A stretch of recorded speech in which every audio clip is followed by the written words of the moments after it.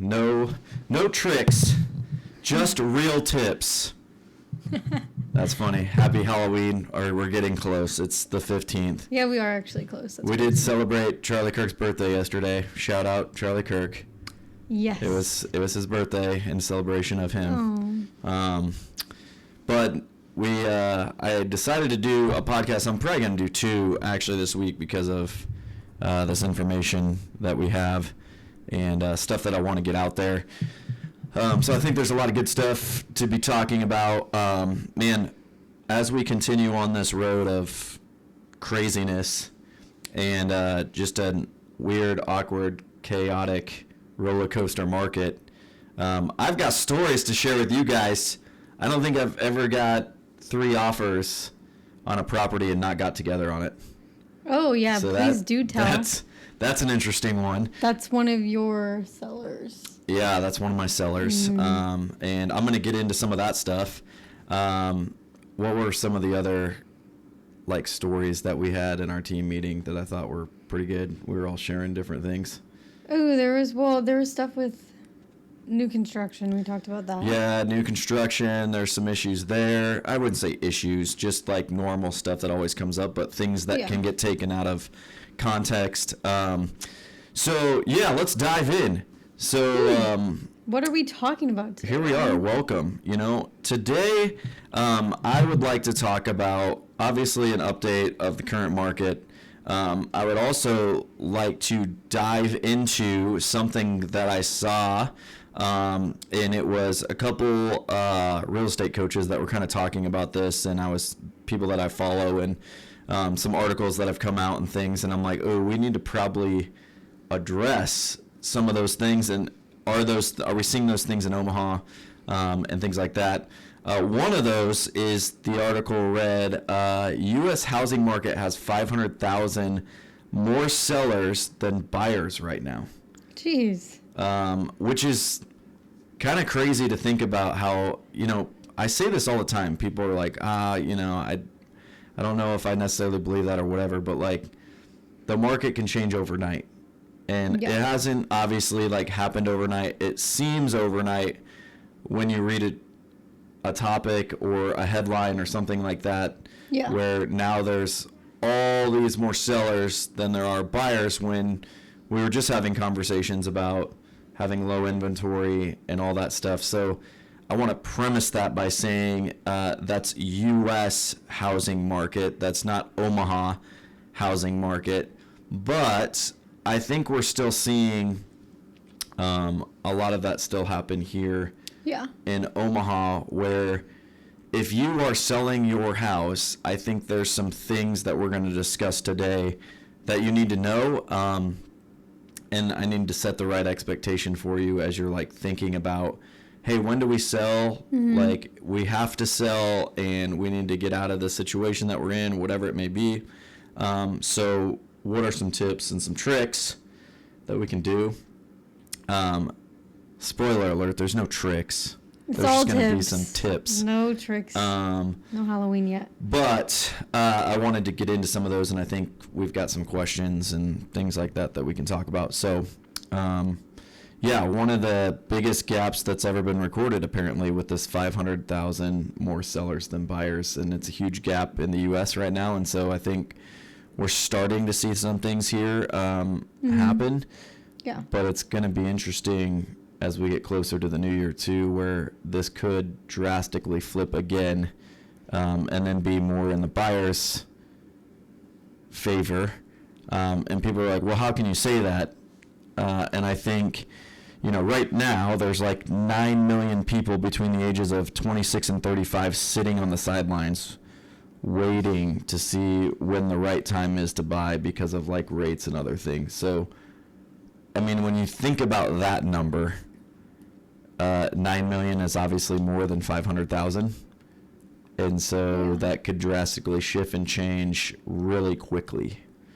And I'm going to stick to my prediction, early 2026. You think it'll be a buyer's market? Yep. Or? I think things will drastically change as soon as those rates get to a certain number. Yeah. And I'm going to stick to that until I'm proved wrong. So then what are we in right now? I would Is this say balanced? I feel like people are saying it's balanced, but it's kind of weird because like, okay, I'll use my story that I started off with. Yeah. Right. So like, we're on the market. Really nice house, 4,000 square foot house, about in-ground pool, large rooms. Just need some updates. So like, need some carpet, new flooring, probably need some interior paint. Once you do that, and you would potentially update the kitchen, I think it'd be a really nice house. And it was one of those where we had a lot of traffic go through. Nobody wrote an offer, so we did a price drop. So we were at $415, did a price drop to $395. And this is what's crazy to me. Like, it's a $20,000 difference, right? So good price drop, good price reduction, got more traffic, and then we got 3 offers. And I was sharing with another agent, like we were texting back and forth, and I was like, I don't understand, like, how we're on the market for 30 days. We got no offers at $415, and we do a price reduction to $395, and like we get 3 offers. And it's like, you guys, like, even at $415, if you would have wrote up at $395, $400, we probably would have got together on an offer. yeah. Like, but no one wrote up. And then you get put in this situation where now it's like everybody's kind of pissed off because they're like, well, what do you mean you have other offers? And it's like, well, like, I don't know what to tell you. You were late to the party. Yeah. You know, it's like you had 30 days to come in and write us an offer, and you didn't. Yeah. And now we've got, but then here's the crazy thing. You get 3 offers. One of them was a crazy cash offer that was $60,000 below our asking price, so we're obviously not taking that. Yeah. So that one got thrown off to the side. And then, which I'm seeing a lot more of. Like, I think there's this lowball cash offer. There's this weird, like, I don't know, there's these cash buyers out there that have this unrealistic expectation that they're going to go find a really good deal, or they're not going to like move forward on it. And it's like, you guys are a bunch of idiots. I'm just going to say it. Like, it's so frustrating as a listing agent and as sellers. Like, put yourself in the seller's situation. Like, we understand that there's some houses out there that are like, they're being sold as is, and like they need a lot of work and all that kind of stuff. This house doesn't need $60,000 of updates. Maybe as you get into like doing what you want with the kitchen and that kind of stuff, but no seller's going to accept an offer $60,000 below their ask price right now. Yeah. Like, even if it's been on the market for like 30 days, 40 days, 50 days, like, at least here in Omaha, like, it's kind of unheard of. Maybe like 15, 30, 40,000 if you're lucky. But we're definitely not to that like $60,000, $70,000 mark of some of the things that we've seen, which is Yeah, that's crazy. crazy, especially in that price range. Yeah. Like, that's the other thing. I should back up. Like, okay, if you're over $1 million, like, yeah, you're seeing some of that wiggle room there of like 70,000, 80,000, whatever. But like when you're in the under 500, don't approach a seller and be asking for $60,000, $70,000 off the asking price. Yeah. Like, that's just crazy. So it's just interesting to see like these different buyers that are out there. So we had that cash offer that we were like, no, go pound sand. That was a waste of time for everyone involved. And then we had 2 other offers, and they were contingent offers. Both were contingent? Both were contingent. Okay. So then we had to look at, obviously, like all the other details that Yep. came along with it, you know? And it was like, oh, there was one offer that was just like, we want this inspection and this inspection and this inspection, and we want, you know, a carpet allowance of this. And They just it wanted was it like, all. you guys, like, Yeah. you're already telling us that, like, we don't want to work with you. Because, like, if you're getting all of those things and doing all of those things, like, the crazy thing there is, like, what's going to happen when we get to these inspections? Like, you're going to nitpick the hell out of everything. Yeah. And, like, ask us to fix all these other things after we've already negotiated, like coming down on price and giving you closing costs and like all this stuff. So like, yeah, that would be frustrating. this is, I think, important to know too, is like, you got to know when to ask and when not to ask, and what to ask for and what not to ask for. And I think that comes down to having an experienced agent. Like, we're going to get into that later, but like, it's the importance of having an experienced agent. If you have a brand new agent out there and they're just letting, like, this is one of my mentors, shout out JD Herb, like, he told me from the very beginning, he's like, Ryan, never let your clients have control over you. Like, always control the situation. Mm-hmm. And what he meant by that is, like, it's not that you can't go fight for, like, your clients and stuff, but, like, if you get into a situation where, like, your client is constantly telling you what you have to do and what you need to do, it's going to be a horrible experience. Yeah. Right? Like, you're the professional. You guide them. You help them make the decisions that need to be made. But, like, Right. if you have somebody that's constantly writing you and telling you that, like, no, this is what needs to happen, this is what you need to do, this is what, it's like, no, I don't work like that. Like, Yeah. you're not in the market every day. You're not writing up deals every day. You're not going to inspections every day. You're not, like, going to listing appointments and going on buyer appointments, and you're not out seeing what's happening. Like, don't sit here and tell me, like, what I'm supposed to do. Right? Now, there's things that, like, we can have a conversation about some stuff if it comes up, and I can tell you, like, based off my experience and my expertise of, like, what we should do in that scenario. But, like, I think you just have to be careful to be like, no, that, like, if I'm in that situation and I've got this buyer that's, like, telling me all this stuff that they want to, like, write up, I would tread very lightly and I would say, like, hey, just so you know, if we ask for all these things, there's a good chance the seller might not even counter. There's a good chance that this seller might be so offended by all of these things that you're asking for that they want nothing to do with you. So just so you know, like, if we go this route, like, again, I work for you. Yeah. But as a professional and knowing what sellers are looking for and wanting and what you should and shouldn't write up, you're treading on some pretty dangerous ground right now. Like, as far as, if you really want this house, I wouldn't ask for all this stuff. So could they ask for all of this stuff if they're offering list price? Or is it like, even if you're offering list price, you should still consider, like, you're not going to get everything you want, but you can do list price? That's a really good question. Yeah. So, yes and no. It depends. I'll use the appraiser's response all the time. It depends. So, again, I think price point depends, right? Right. But I think in this case, it was like, hey, we can do that, but here's what I would do as the buyer's agent. I would, if we did write up all those things, I would call this agent, that's the listing agent, and I would say, listen, here's the deal. Before you write us off, like, I know this may seem like a lot of things, talk it over with your sellers. Please don't come back with a response until we answer all of your questions. Okay. Right? Like, so let's start the dialogue. And we understand that we're asking for a lot. We understand we don't know what your seller's situation is. So, like, help us understand that. Yeah. So that we can maybe negotiate some of these terms and get together on a deal. At the end of the day, we both want the same thing, right? We want to get together on the deal. But I think if you don't preface that, or you don't give a phone call to that agent or have that conversation, Yeah. and then you just submit an offer and you're like, hey, we submitted an offer to you, like, put yourself in the seller's shoes, right? So I always tell this to my buyers too, is like, you know, if you're the seller and your agent calls you and says, hey, we've got an offer, they text you and they say, hey, we got an offer, like, what's that seller going to do? They're going to get excited, especially in this market, right? Yep. They're going to be like, okay, sweet, we got an offer. And then if you present a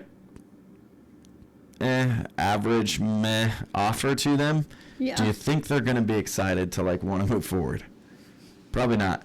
But again, like, it depends, right? Because, like, sometimes it's, if you have an inexperienced agent that priced this house way too high and didn't price it according to, you know, the condition of the house and those different things, like, maybe that's not as lowball of an offer as you think, or maybe it's not a lot of these things that they're asking for because like your house shows that it needs some extra attention to it, right? It depends. Right.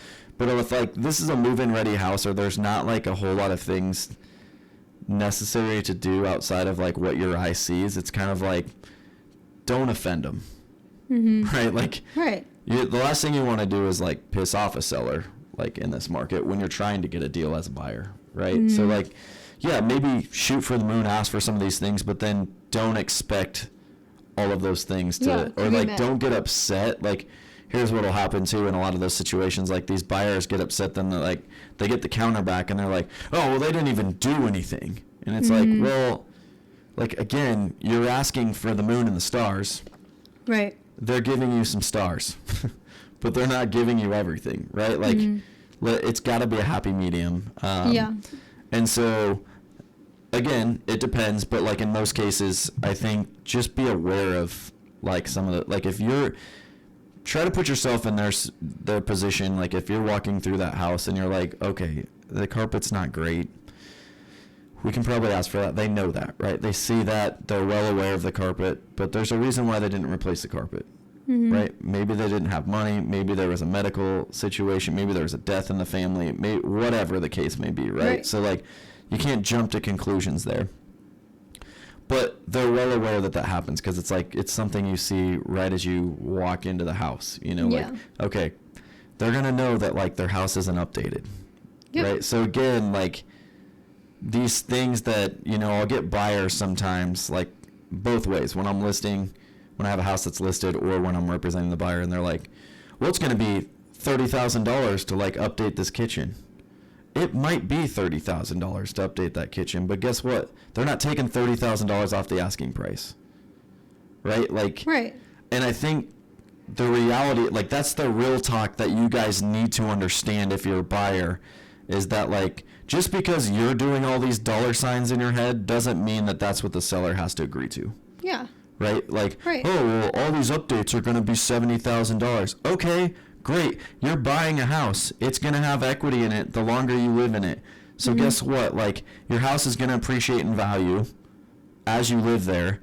And as you make the updates that you find suitable for you, right? Like, to another seller or to another buyer, like, maybe those updates that you think are $70,000 actually don't have to be more than like $30,000. Yeah, or they don't even have to be done. But because of your taste, right? Like, you're in your head thinking that like, oh, well, it's going to be $70,000 for us to update this. Well, yeah, if you're like putting marble countertops in and you're like redoing the floors that don't need to be redone, and like, I get it. It looks like they're like 90s wood floors and they got these crazy colors, but like the wood's in great condition. So like, the seller's not going to go replace that if they don't have to.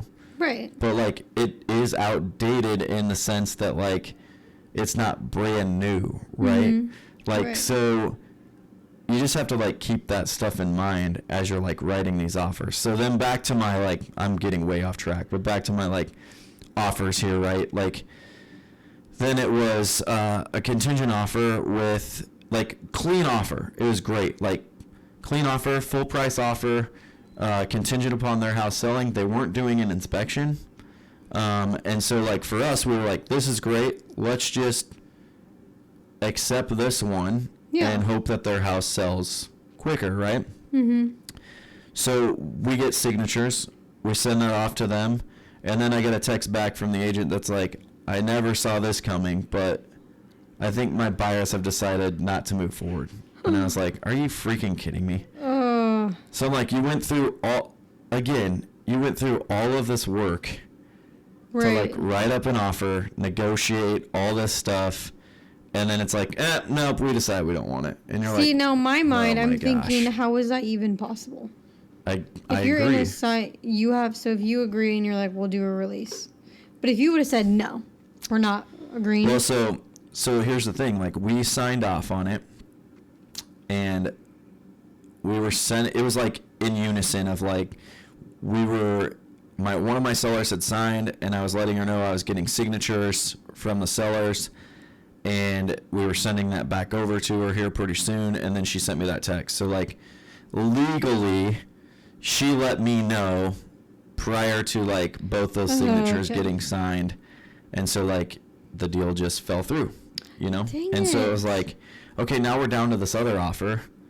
And it was a house that's been listed already for like 30 some days, no offers, in a different part of town. And so we were just like, and then they were asking for all these other things, right? Yeah. And so my seller was just like, I would much No. rather just keep it on the market and just see if we Yeah. get something else.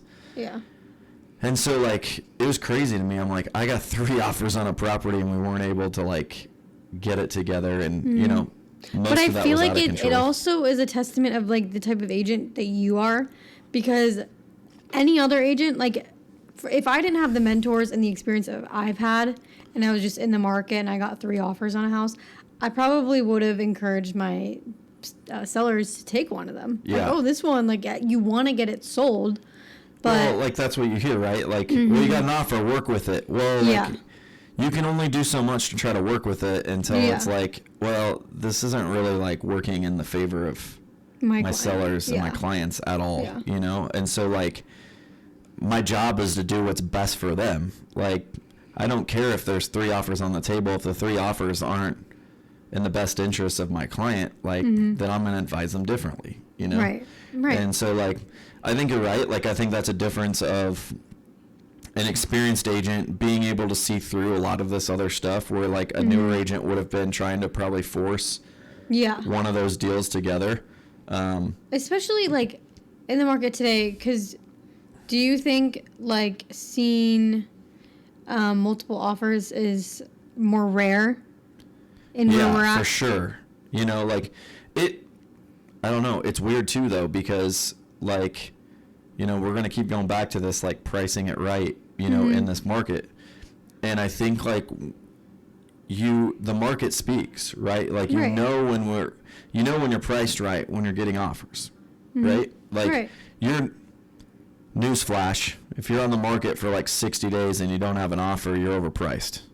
I mean, that's just the reality. And so, like, the reality is, like, we've got to do a price reduction, and I think you have to do substantial price reductions in this market. So, for example, like, if your house is listed at $469, you know, like, doing a $9,000 price reduction to $460 isn't going to sell your house.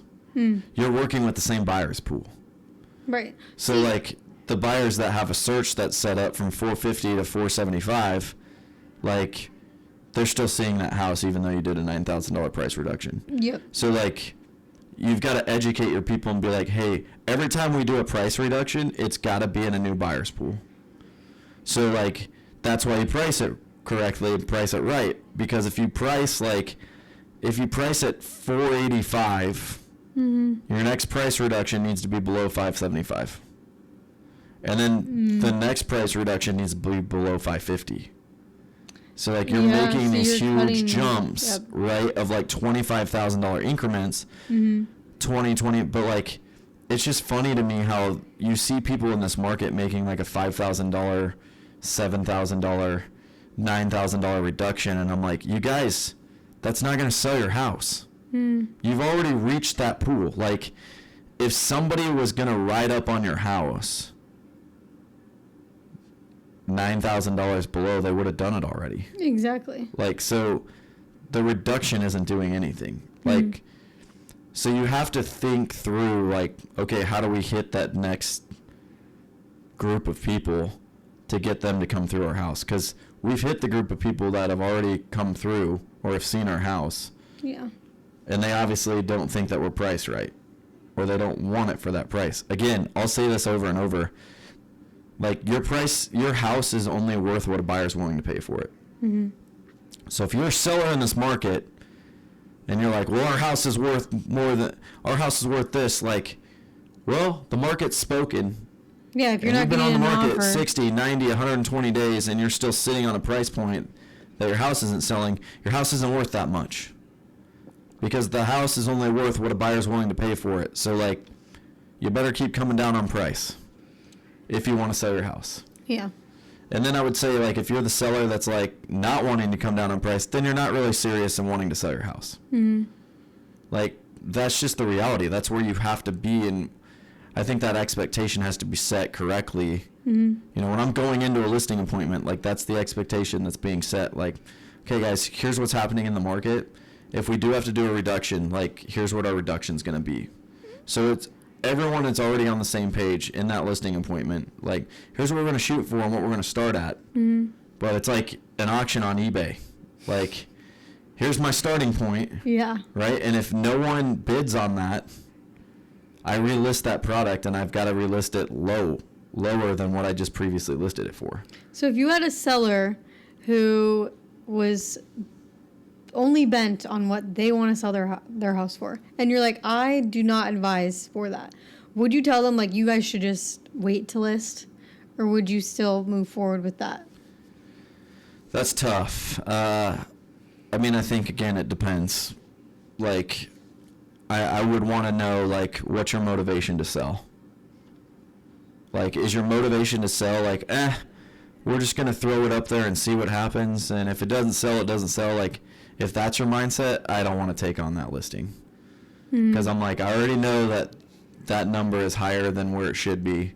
I'm not going to waste my time or money. Like, I'm spending usually anywhere from like $750 to $1,000 in marketing prior to that house going on the market. So like, I'm not going to go spend my money to just have a sign sitting in your yard that no one's going to write up on. Yeah. Do you think agents who do overprice their listings because, you know, their sellers are bent on it, do you think that represents other real estate agents poorly? No, I think it represents them poorly. Like, I think no real estate agent should want their sign to sit in a yard for months at a time. Right. Like, if your mindset as an agent is like, oh, well, I'm getting good branding, you know, by putting my sign in their yard, like, you're an idiot, because the longer it sits in that yard, the more it's going to entice a seller not to work with you, because they're going to be like, that house has been sitting for months. Yeah. Like, why would I call that guy to list my house? Right? Like, and again, yeah, this is the current market that we're in, where, like, I'm educating my people, like, hey, in your neighborhood, the average days on market is like 48 days, or it's 52 days, or whatever that number is. So I'm saying, like, I set that expectation up front to say, like, hey, we're going to be on the market for a little bit, but then after that time frame, like, if we're still sitting, we got to come down on price. Like, I'm setting that expectation, right? Yeah. Where I don't think a lot of these agents do a good job of setting that type of expectation. And then it's like, hey, we need to do a price reduction, and the seller's like, okay, well, what are we going to do a reduction to? And they're like, they make a suggestion, they're like, whoa, we didn't want to do that. And it's like, you communicate that up front, then that discussion doesn't have to take place. Yeah. That surprise to that seller doesn't have to take place. It's like, no, this is the expectation, and this is where we need to be if we're going to sell your house. Yeah. Again, if we're just here to put a sign in the yard, I'm not your guy. Right. Like, I'm not going to just, like, go place a sign and let's just magically see what happens in this market. Like, no. I'm not wasting my money or my time or my reputation to do that by just, like, oh, we're just going to shoot for the stars to see what happens. Right. That's not me. No. So how are you managing your expectations in this market? Specifically, well, I guess we could look at it for your sellers, because you have, what, like 3 listings right now? Yeah. So, like, I think in this market, you've got to be tracking. So, like, I'll be late at night. Like, I'll go into my office, and I'll look up, for example, like, you know, where our house is at in Elkhorn. And I'll look up in Elkhorn, like, every week, I'm, like, pulling those numbers again, and I'm like, okay, average days on market for actives, average days on market that were pending now, average days on market for sold for the last 2 months. Like, what were those numbers? And I'm updating them, you know, and, like, those numbers have gone up quite a bit, you know, so I'm like, it helps set that expectation of knowing, like, okay, well, it's okay that we're still sitting, because obviously the market is telling us that this is what's happening in that specific neighborhood, in that location, you know. If those numbers are coming down, you know, and we're still sitting, then obviously it's like time for a price reduction, you know. So I think like if you have someone that's constantly like working from that aspect and updating, so like I'm updating my sellers. I'm like, I'm shooting them a text message and saying like, hey, here's the new actives pending sold, like average days on market. Here's where we're sitting right now. We've had 9 showings, and no offers, but we're still been pretty steady because the other houses and listings and the agents that I've talked to have only had like 1 showing, or no showings or whatever it is. Exactly. And so it's like you're doing your homework, like you're staying on top of the market. How many agents do I think are doing that? Very few. Yeah. I mean, I'm just being real. Like, I've always said there's way more agents out there than there should be, because a bunch of people get into this business and they like, oh, I can make good money. Yeah, you can make good money when you do a good job. You have to do an incredible job. You have to work all the time. Like when Ryan was talking about his like recent years of where your numbers were all-time high, and you were like, I was working non-stop. Yeah. And it's like I did not see total my family different at all during those times, right? Like I was putting in a ton of hours. Yeah, that's hard though. It is hard, and when you take your foot off the gas, like in this industry, when you take your foot off the gas, like you feel it. Like I can keep my foot on the gas and go and like sacrifice all these other things over here, and like I can go get more houses under contract, but like then I'm not present at home. I'm not present in my kids' activities and things like that. And so like that stuff's important to me. So like I want to try to balance that out as best as I can. Are there times where it's, that's the one thing about my job is like I'm on the clock 24/7. Yeah. Like I'm getting text messages at 9 o'clock at night, 9:30 at night, 10 o'clock sometimes, like 7:30 in the morning. It's like it never stops. But that just comes with the territory, right? Yeah. Like, but if you're an agent that's going to ignore those things, like you won't be in the business very long. Yeah.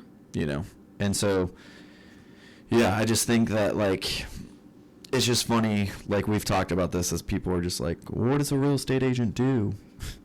Yeah. And it's like, if Let me tell you, do you have 30 How minutes? much time do you have? Yeah, do you have You have an 24 hour? hours to like sit down and have this conversation? Or just like observe my day to day Yeah. and see what you think. Yeah.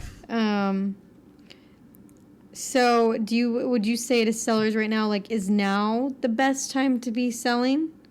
Or is it waiting come the beginning of the year? Well, I think that depends. I think it, again, goes back to the motivation to sell. Right? What if it's like someone who's like, I don't have to sell right now, Ryan, but like we can? What would you say to that person? Like, wait, or... I mean, I have those people right now, and I think the benefit, so it's twofold, right? Because it's, again, when I said it depends and the motivation, like my people that are saying that are like, we'd like to find another house that's a little bit bigger, like as our family expands and that kind of stuff. And so it's like, well, then now's the time to buy.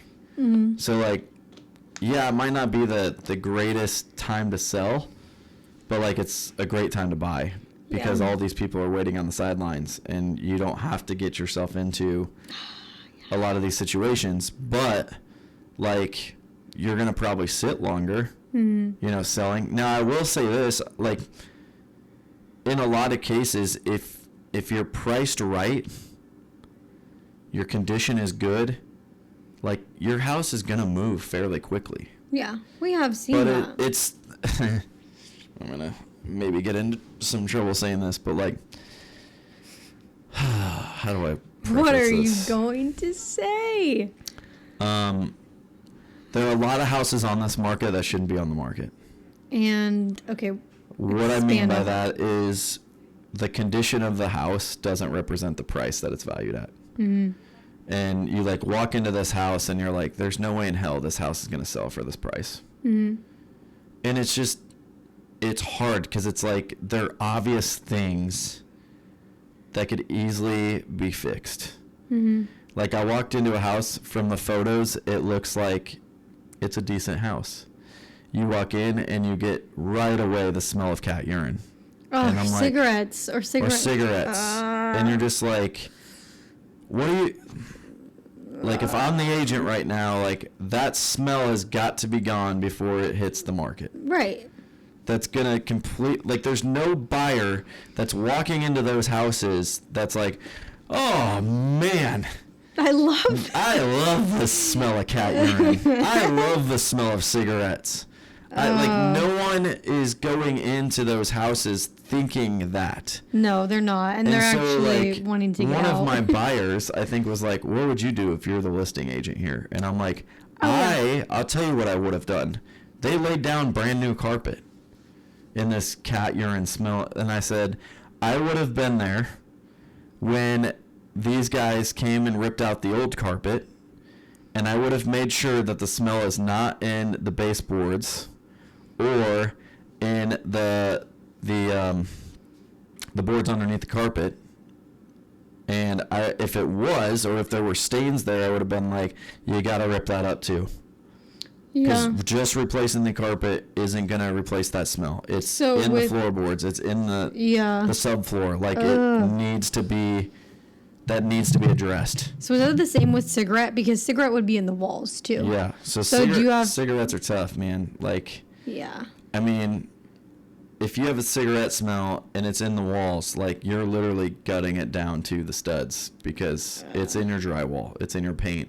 It's everywhere. It's everywhere. Yeah. And there's companies that will come in and try to get that smell out, but I'm telling you, like, if it's been there a long time, you're not getting that smell out. And then I would say, like, your spraying kills all over, like, your 2x4s when you rip it down to the studs. Would you take that listing? If you walked into a listing and it smelled like cigarette, what would you, like... If my sellers are willing to do the work that needs to be done. What if they're not? If they're not, I'm like, deuces. Like... So that's something that like, smells of your house sellers. These are important things. Yeah. To manage. I mean, there's even, this is going to sound really bad, but there's even, like, I call it old people smell. Yeah. Like, you walk into that house and you just know that old people live there. Yeah. And it's, like, I'm not trying to be mean by any means, but, like, there's just certain smells, right? So, like, it's, okay, if you recognize that as you come in, it's like, okay, we got to address that. So how do we do that? You know, like, how do we get rid? Is that smell in the carpet? Is it in closets? Is it, you know, like, that we can address those things? Or, like, is that in the house that it just is what it is? But then that better be a part of your price at as is or whatever it is that you're selling at that point. Yeah. So is it a red flag if you walk into a showing and there's candles? Is that a red flag? If people have candles lit in their house. No, because I think that's, like, proper, like, I would say, like, that's proper etiquette. Like, you want your house smelling fresh. Yeah. So, like... But what if they're trying to cover up a smell? See, my dad is like, red flag. If there's a candle in there, I'm blowing them out and I'm trying to figure out what that house smells like.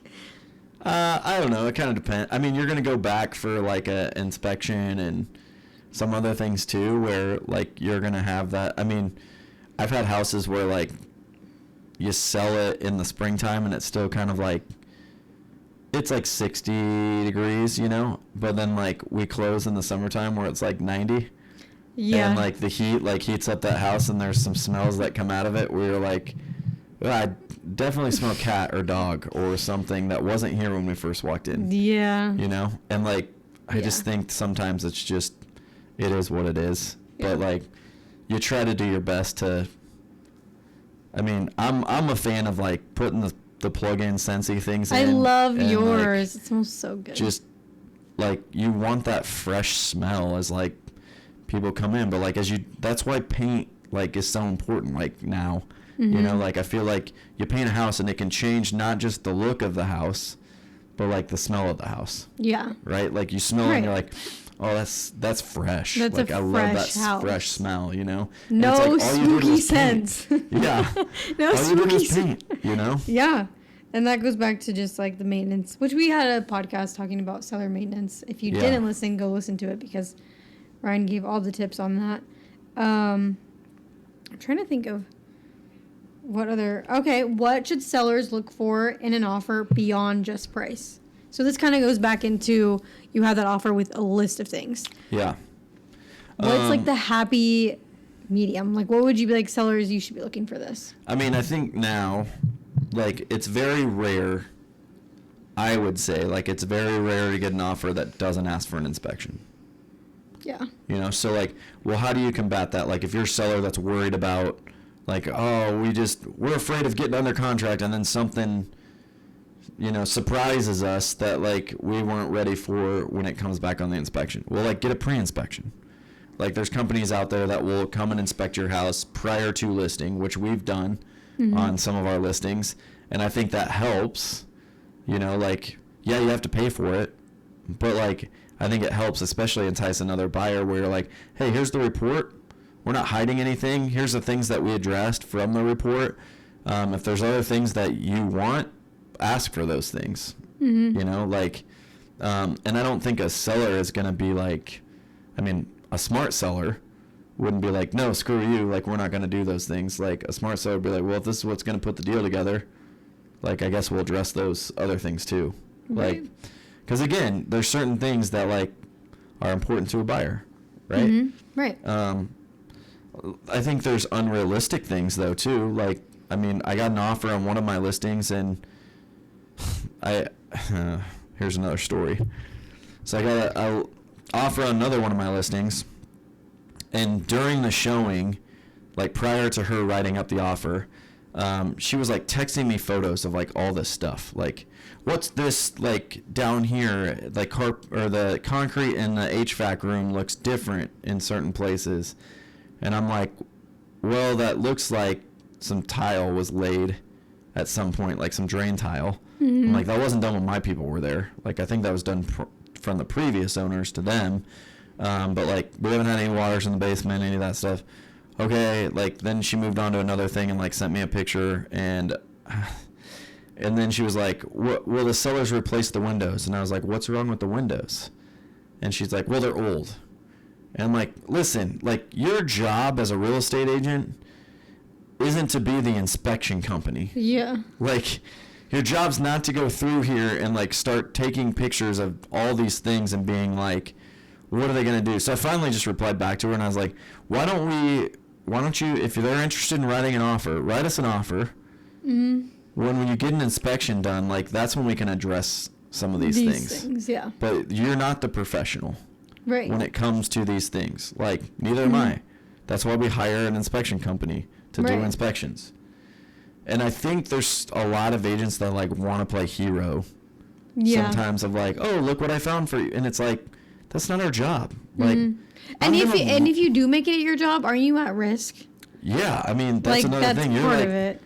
You know, there's been times where, like, we found mold in the basement, and then we send a mold inspector over there, and they're like, this isn't mold, it's just, like, it's from the condensation that, like, the water has been, like, that has come through, and they're like, but you need to address it, right? But it's like, you get sometimes these agents that think they know what they're talking about, and you're like, I can almost guarantee you, like, that's not mold, or that's not this, or whatever, and they're just, like, I had one agent one time that was like, are they aware that the electrical it was like the electrical wiring coming in from the literal, like, electricity post out in the back that was running to the house. She's like, are they aware that that's the wrong box? And I'm like, what are you talking about? And she's like, well, I didn't disclose that. And I'm like, who would know what type of box is supposed to be out there, like, as a homeowner? Like, I've owned numerous houses. I'm not ever looking at any of that stuff. And she was like, well, I sit on the board at this thing in this city, and, like, and we've been noticing that a lot of these things have been getting replaced on these houses. And I'm like, okay, that's great, but, like, you're a real estate agent. Yeah, you're not an inspector for electricity. You know, like, that's a big difference. I wouldn't want to mess with any of that. Don't tell me or my sellers that should have been disclosed. Like, no one in their right mind would have known anything about that unless they were sitting on that board. Yeah. Like, there's nothing on the disclosure that talks about that. Like, Mm-hmm. the electrical stuff that we talk about is like, is the electrical working? Has there been any, things with the electrical box itself and other things that, like, yeah, if we know those things, we're going to disclose that stuff. Yeah. But, like, we're not out inspecting stuff that we're not knowledgeable of. Mm-hmm. Like, that's not our job. Right. Why would we disclose something? Like, so I think there's a lot of times where it's like, man, like, yes, it's our job. Like, it's my job when I go through a listing appointment. Like, I'm walking them through and we're talking through that seller's property condition disclosure. And, like, if they have questions on those things, like, I'm helping them understand, like, what that question is asking, right? Right. But, like, outside of that, it's like, no, you let the inspection company come in, and if there's, like, thing that's not up to code, like, how are we supposed to know that? Like, if it's not up to code, we'll address it and we'll fix it, Yeah. Like, but it's like my people have no idea about any of that stuff. Yeah. Like, I don't know. I'm not walking through and testing, like, electrical outlets and all these other things. Like, I'm just looking for, hey, looks like there's a stain in your ceiling. Was there any water that, like, issue that you're aware of that would have happened? Oh, yeah, our toilet leaked. Okay, make sure you disclose that. Yeah.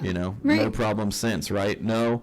Okay, make sure you write that in. Like, it's just simple stuff that you're, like, helping them through on those types of things, but, like, other things you're like, let the professionals do. Yeah. Like, I'll get legal questions all the time. Ooh. And I'm like, you might want to advise or, like, reach out to your attorney for that. Like, Yeah. I'm not an attorney and I can't speak into that. Like, I can speak into, like, what the contract says and what that, but, like, if you're wanting to know some of these other issues that, like, have got brought up, I'm like, hey, you might want to contact your attorney. Like, there's just a time and place where you have to recognize that, like, this isn't my job, and I could be held liable for this if I were to, like, speak into that, right? Right. So, like, hey, here's a contact for somebody that you can, like, go ask that question to, Yeah. But, like, I'm not your guy for that. Right. Same thing on lending stuff. Like, Yep. oh, yeah. like, Exactly. what's our closing cost gonna be, and, like, what's the interest rate at, and what are we gonna get locked in? I'm like, all that stuff. Like, I can give you an estimate and ballpark that figure, but, like, the actual number that it's going to be is going to come from your lender. So, like, that's a conversation you need to have with them. Like, and that's okay to do. But No, I think that's the best thing to do. Well, it as protects everyone involved, you know? Like, and it's the wise thing to do, because I'm not the professional in that field to, like, answer that question, So, anyways. That's good. So what's one piece of advice for your sellers who are, like, wanting to sell in the next 6 months? Because if there's going to be this market shift, what could they be doing right now in that in-between time? Well, you've heard me say it. Like, I say, be list ready. Yep. And what does that mean? Like, get all the stuff done that you, like, need to get done. If you are thinking about that, like, go get a pre-inspection. And, like, anything that comes back on that pre-inspection, like, if there's major things or things on there that, like, you think a buyer would want fixed, like, go fix those things. Get those things done so that then when you are ready to list, like, you don't have to worry about those things, right? Right. I think the other big thing is, like, hiring an experienced real estate agent. Yep. There's so many inexperienced real estate agents out there right now listing these houses, listing it for way more than it should be, like, not knowing how to negotiate the terms on the inspection items. Right. And that just makes it more, like, you don't have to make it more complicated than what it actually is. Like, and sometimes I will say there's a lot of agents out there that kill deals. And you're like, this deal didn't have to be killed. Like, this deal could have got done if you didn't try to play hero. Yeah. Or, like, try to advise on something that, like, you shouldn't have been advising on. Like. Right. So it's like, oh, there's foundation issues, and, like, the foundation, like, doesn't need to be fixed. Really? Like, let's get somebody out there that can come take a look at it and let us know. Like, same thing with, like, roofs, like, well, the roof is 6 years old. That's great, but, like, we've had a lot of storms in 6 years. Like, that's not to say that, like, just because it's 6 years old, there's not damage to the roof. Well, my seller's not fixing it. Did you talk to your seller? Well, I just know they're not going to do it. How about you do your job? Yeah. Go make a phone call, talk to your sellers and then get back to us on what they're willing to do or what our next step forward is going to be, you know. But it's like it's just small stuff like that sometimes that it just drives me nuts as an experienced agent, where I'm like, and it's a red flag right away for me to be like, you have no clue what you're doing. And so now I know what I'm working with. Which is a benefit and a con. You know, it's like, okay, I might need to hold this agent's hand through this process and how these things work. And there's been times where I've had to tell people like, that's not how this works. Like these are the steps that need to be taken place before we get to this step. Where you're at, you know? And it's like you fight, and it's like finally there's times where I'm like, fine, let's just get the brokers involved. Brokers will step in, and then it's like, oh, yeah, you were right. You know, we could have saved a lot of time. If I was just trying to help. Like I'm not the type of guy that's like ever going to try to force something or do something to like not be in the best interest of both parties. Like, yes, I'm representing one party through the transaction, but I'm also thinking about like the other party too and being like, hey, they want the same thing. And I tell my clients that all the time. I'm like, hey, I know these guys are being a little obnoxious or weird or like whatever it is through that, but I'm like, at the end of the day, guys, they want the same thing. You like, both want to get to that closing table. They both sides want to get to the closing table. So let's do our best to try to get there. Are there times that we walk away? Absolutely. But like in most cases, you're trying to keep the deal together. So yeah, I mean, I would tell sellers that are currently listed or even thinking about listing here in the future, like I would say like some things that I've seen is like, one, don't be greedy. You know, like I think if you get an offer, try to work with it.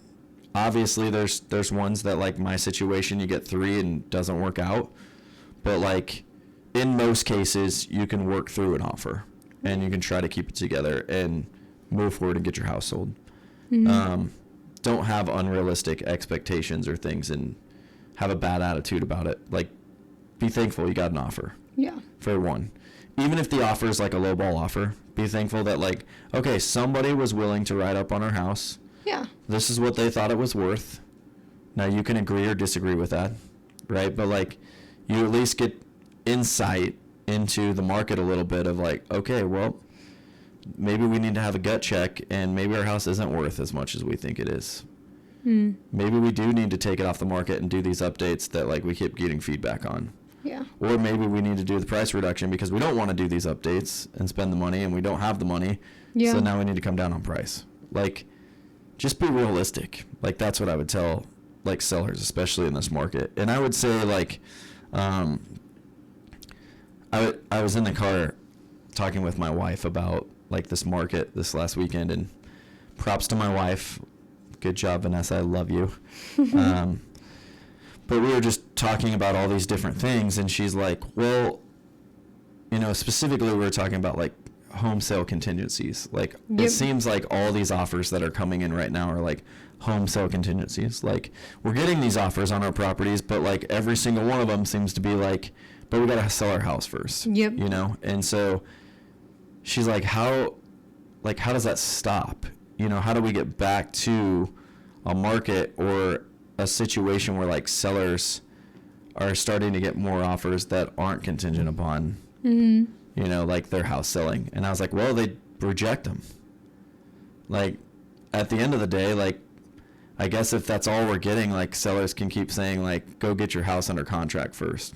Go get your house under contract first. Because at the end of the day, like, it's funny to me how like buyers think that they have that leverage there, and it's like, that does no good for a seller. It doesn't. Like, your house selling, having to sell, like, does not do anything for that seller, because now they're like, okay, I still don't know when I'm closing. I still don't know if this deal is going to be put together, because they could walk away if their house doesn't sell, you know? And it's like, you've got all these unknowns that are still attached to this offer that they accepted, but like, it doesn't feel good because like there's all this uncertainty. And so like for a buyer, it feels great because they're like, okay, we got the house we want, and now we just got to go get our house sold. And they're all excited, right? And they're moving and they're like getting their house ready to list. But like on the seller side, they're like, okay, clock's a ticking, time's a ticking. Like, okay, you've been on the market like a month, 2 months, and like this house hasn't sold. Yeah, but Like, you're locked into that contract. and we're locked so you into that, can't- and we're like, when is this gonna get under contract, or is it gonna get under contract? And now we've wasted all this time on market. Yeah. You know, and so like there are parameters and there are things that you can do as a listing agent, which again, hire an experienced listing agent to help guide you through those situations, because you're going to want to write things in the counter and you're going to want to have some addendums that go along with that counter and that offer, so that there are options for you to get out if the house doesn't sell. Right. So like, again, we shared that one on the previous podcast of like this for sale by owner that like accepted an offer Yep. Ugh, with 2 houses that needed to sell in order for him to sell. Yep. And it was like, dude, why in the world would you accept that kind of offer? And he accepted the offer and there was like no deadlines to it. So it was like, dude, you accepted an offer that didn't have any debt. So like these people could take a year to sell their properties, and you're locked into that contract with no way out. Yeah. And he's moving out of state. Yeah. Kaylee said that's crazy. Yeah. So I just think that like this is why you need an experienced agent who knows how to direct you through a lot of those things and those offers that come in. Like this isn't a market where you want to like dance around and be like, oh, we're going to try to go for sale by owner and we're going to like, no. Like you're not going to know what to do once you get that offer. Because again, it's like, and this guy admitted, like as we talked with him, is like, I wish I would have just hired a real estate agent, because he's like, I only looked at the price.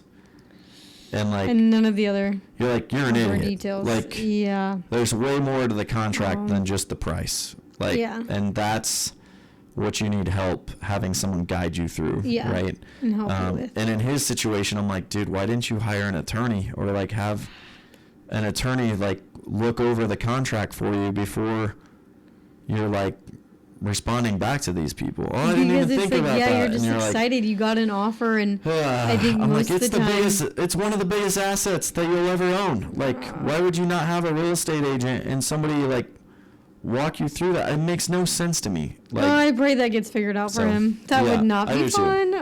Oh my god. I do truly feel like really bad for him, because it's like all this guy wants to do is like get moved to the next state and wants his house to sell, and it's like, dude, we could have helped you with all that stuff but again, at the end of the day, everybody can make their own decision, and you know, there's a lot of people that are like, well, we had a great experience when we did for sale by owner, and it's like, well, you got lucky. You are anomaly, because most cases, if you talk to like, and that's a study that's been, go look it up. Like if you talk to most people that have done for sale by owner transactions, it's usually not a great experience. Yeah, probably not. And sometimes that's on the other side, right? Like sometimes that's on the other side and stuff that went down that was out of their control. But there's other things, for the most part, I think, where they're like, yeah, I should have just hired an agent to help me through that, because it was a horrible experience, and probably because of my negligence and knowledge and knowing what everything was about. But it is You what live it is. and you learn. Like, yeah, it is. You live and you learn, and fortunately, if that's you and you're for sale by owner right now and you need an experienced real estate agent and you're listening to this podcast, you know Call me. who you need to call, because I'll help you out. 402-917-7847. Boom. Real talk. Yep, that's Okay, real talk. to end it, let's end on a high note, Yeah. because we feel bad for that guy. That's a sad story. But you might have to think about it, but what's one seller success story that you can think of that has really stuck with you? Preferably in this year, but in the past as well. One seller success story, like, Where it was just a great transaction. Your sellers got what they wanted. They were satisfied. I'm sure there's multiple, but yeah, just one that stuck with you. I think it's always fun when you're dealing with those sellers that are like, okay, we want to move.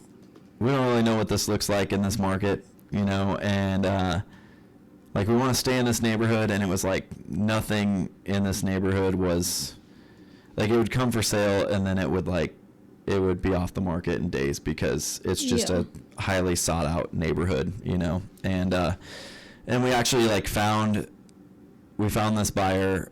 Well, it's crazy, but like found the buyers and the sellers through like, you know, just like our networking group and our networking people and sphere of influence, past clients and all that stuff. Mm-hmm. And so like, you know, they were like, well, we might want to rent our place, you know? And so like I helped them go through that process of like looking through those options and what that would have looked like. And then once we got through those options, they were like, no, I think we just want to sell, you know, like, yeah. And it was like, okay. And I was like, I actually think I have the perfect people for you, you know? And they're like, really? And I was like, yeah, just let me see if I can get them over here, you know, like, would you guys be okay with that? And they were like, sure.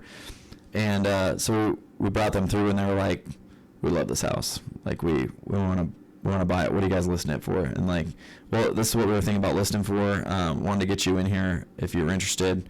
I know that you guys were talking about, like, they were another couple that was like, we want to move, but like it has to be the right place. And like, it just all like, for me, it was like a perfect, like story of just like knowing who in your sphere, like what their needs and their wants are and what they're looking for, and like always having that in the back of your mind, right? So like, you know, I might have somebody that's like, you know, hey Ryan, I know this is like probably never gonna happen, but like if you could find something in this location for this price, right, like we would be interested in wanting to see it, you know? And so like I make a note of that, I put it in my CRM.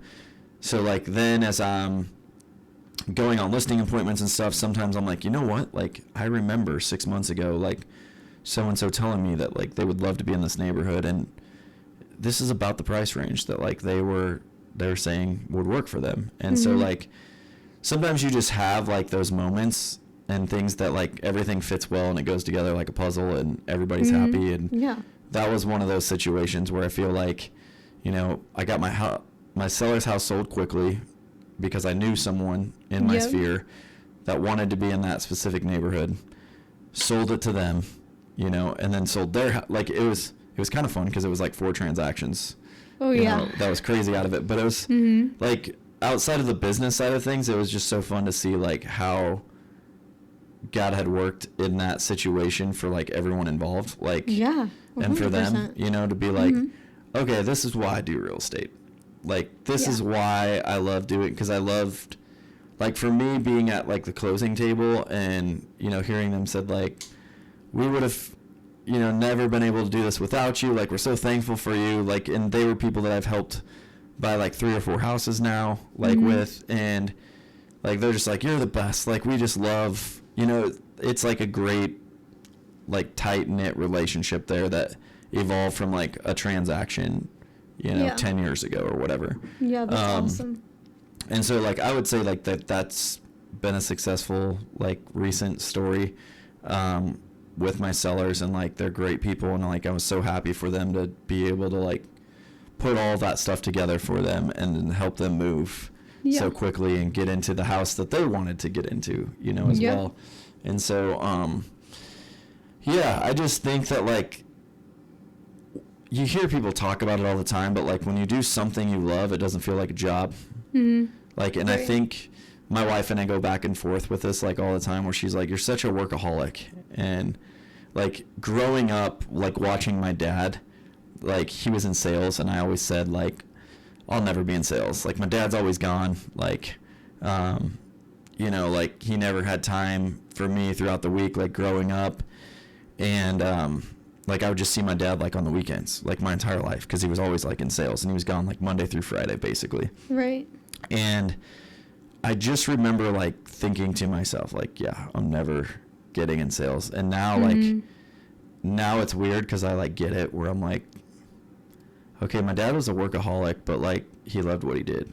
Yeah. So like what he did probably didn't seem like work to him. Right. Yeah. You know, and like I think for me it's like that's the same. Like I work a ton, and like Vanessa sometimes will be like, where are you going? And I'm like, into my office. And she's like, to do what? And I'm like, I'm just going to go like look up comps or whatever for like this neighborhood, or like, I find that it's Fun. weird to say, like, it's fun and like it's No, intriguing I think that's to me. awesome. I think that's really awesome, Ryan. So I just think that, like, for me, it's like, yeah, this job is fun for me. It's definitely, like, I don't want to sugarcoat it. Like, it's very challenging and has been challenging every single year. Like, because it's the thing with sales and the thing with real estate is, like, your numbers start over at the beginning of the year, you know, and you're back at zero. And then it's like, now I got to go sell a certain amount of houses in order to provide for my family and to like do, and so it's like this constant grind of like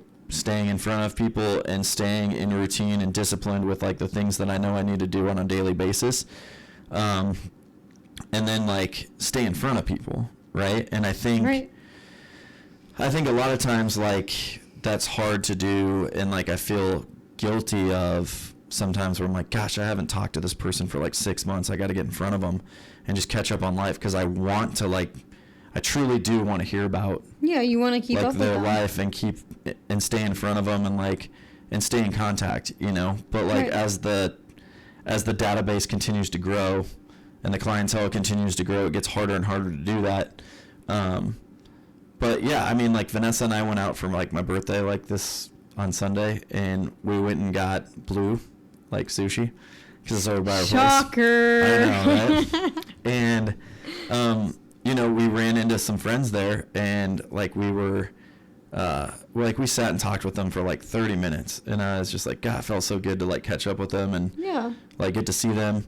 And then we're like sitting there, and like our bill came, and they're like, hey, your friends left you a gift card, you know, and I was like, oh my gosh, like that was so like nice. so sweet and so nice of them. And I was just like, gosh, like I gotta do more of that, or like be more aware of like things like that, because like I know what it made me feel like, and it was just like so good to see them, and I know it was reciprocated from them. And so yeah, I mean, it's like, all right, I love what I do. Like I love, like that was a moment there where I was like, this is why I continue to do what I do. Like people appreciate me. People appreciate what I'm giving them on a daily, weekly, monthly, yearly basis, and like they trust me as their agent.